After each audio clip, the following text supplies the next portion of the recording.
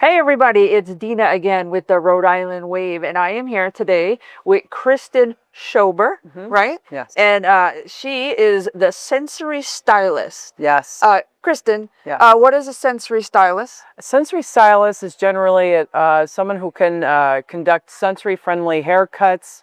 My general business, it only accommodates people with disabilities or sensory-related matters. So it takes a little extra compassion, a little extra patience to get these haircuts done. But, you know, it's something that takes time, and it's a gradual thing that gets better and better. So, Awesome. So basically you're a hairstylist, yes. but for people with special needs. Yes. Now how long have you been a hairstylist? I've been a hairstylist now for 20 years. Wow, okay. Yep. And were you always special needs, or did that come later? That came later. I worked in the salons, and then my first job was at a kids salon, a very well-known kids salon here in Rhode Island. And so that's where I kind of learned how to work with children and adapt to movement. But then we would see behaviors at least like 2 or 3 times a week. But that was 20 years ago, before autism was like a diagnosis. And we were like, why did these children have some of these individuals have such issues? So, you know, so come to find out, there were sensory related matters causing these behaviors, like cause severe meltdowns in the house. And after a while, you figured out that was kind of your niche. Well, so after working in the salons, I also had experience working in the group home, where I started doing haircuts for the individuals in their homes. And I noticed even the ones that were usually behavioral during the process of getting a haircut, they seem to be a lot more calm, a lot more relaxed at home, watching their TV, their favorite show, drinking their coffee. So that's when I kind of put all that together, between the experience working with the children at the kids salon, the group home, and then working as an actual hairstylist. That's how I kind of formed Sensory Stylist. Wow. So now you had mentioned something in your note to me, that you had to change some laws in order to be able to do this. Yeah, so when I came up with the idea, I saw a need for at-home hair care for seniors, even with mobility issues. People in wheelchairs, they could not get into standard salon chairs. So I came up with a business plan, and the Secretary of the State told me to contact the Department of Health, seeing if I needed anything on their end. So I'm like, hi, how are you? I have this business idea. What else do you need from me? I'm already licensed and insured. I have the LLC. That's when they contacted me and said, no, at-home hair care is not allowed. It has to be done in a Rhode Island licensed brick and mortar facility, and it's only allowed for wedding parties or prom-like events. And I thought, well, geez, that seemed a little discriminatory, a little unfair. Right. I'm allowed to go to able-bodied women to do an updo. But I felt people need haircuts more than, you know, prom dues. So yeah, that does sound kind of odd. Yeah, I was like utterly disappointed to find out that this couldn't happen. But then I was like, but it just doesn't seem right, because it's allowed in Massachusetts, it's allowed in Connecticut. Right. So you know, perhaps this is just an old law in the books, and they didn't realize. Yeah, it should be an exception. Yeah, so I think it was probably just overlooked for years and years and years. And the truth is, other hairdressers didn't even realize at-home hair was illegal. I mean, even in school, they told us, if you're going to do it at home, make sure you do it in the kitchen. It's good lighting. So, but no one ever said it was illegal. Right.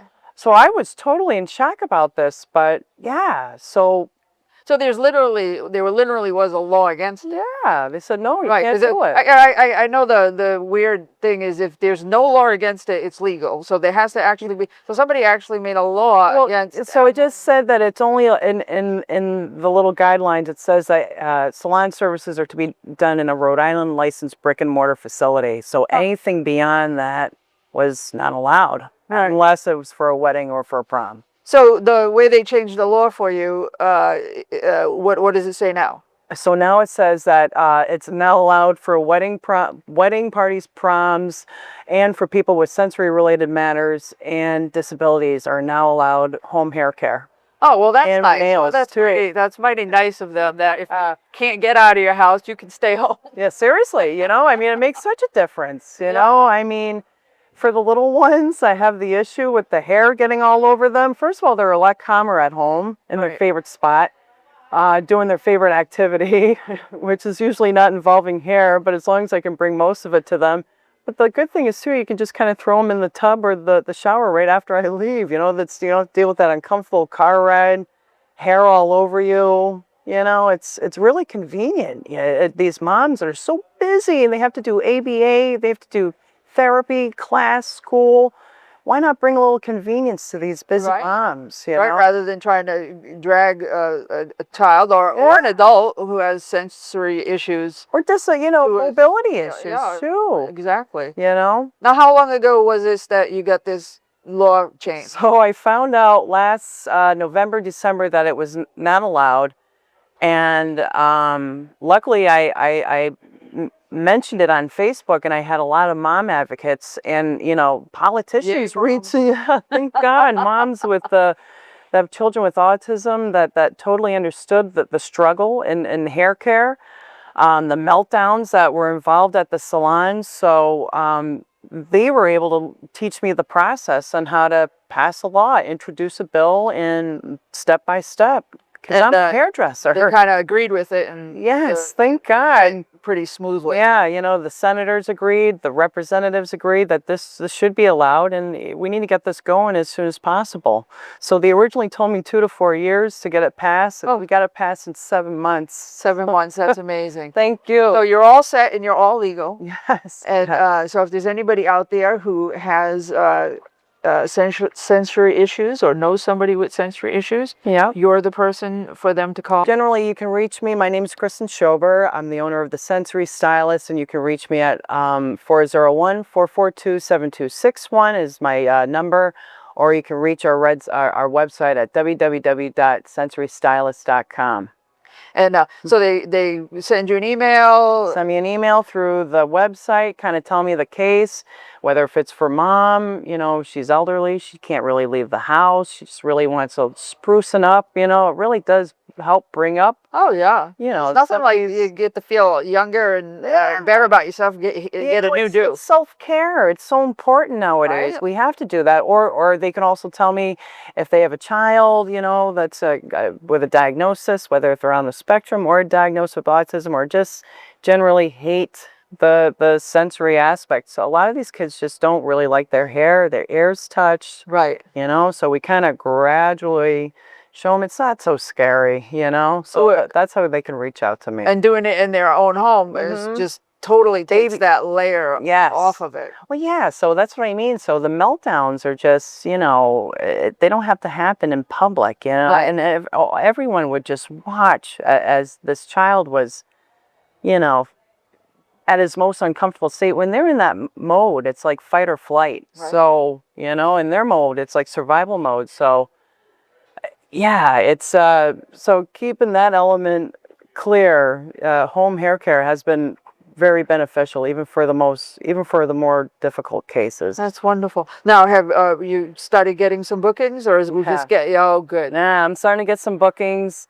Brackets are starting to fill up. Appointments are filling up. I travel all over Rhode Island. You know, I go everywhere from Cumberland to Westerly, Portsmouth, West Warwick. Wonderful. So you'll pretty much travel the state. Yep, the entire state. And then we'll franchise. Yes, I would like to. That would be the goal, have a whole bunch of sensory stylists all over Rhode Island, maybe even New England. You know? Yeah, that's wonderful. Thinking that it's already legal in Mass and Connecticut. Right? It's, you know, still, we're going to be a little boggled that it was ever illegal. Yeah, I had no idea what I was doing was illegal. I felt like I was the Harriet Tubman of the of the hair care world, you know? Jeepers crow. Right? Well, that's all right. Somebody's got to break those. Well, yeah. So we made some awareness. Luckily, they agreed, and everything worked out. So it's a brand new business. So it's a first of its kind, or to my knowledge, we're the only ones that just only accommodate people with special needs. Right. And we're the only ones that come out to the houses just for even basic hair care. Wonderful. Now, the website again? It's www.sensorystylist.com. Okay. And you'll travel throughout the state? Yep. That's wonderful. Now, any other stylists work for you yet? No, not yet. That's the goal eventually. Well, you know. You get a couple more going? But See, hopefully if I can get enough clientele, you know, bulk it up and then I can hire staff and everyone can be taken care of.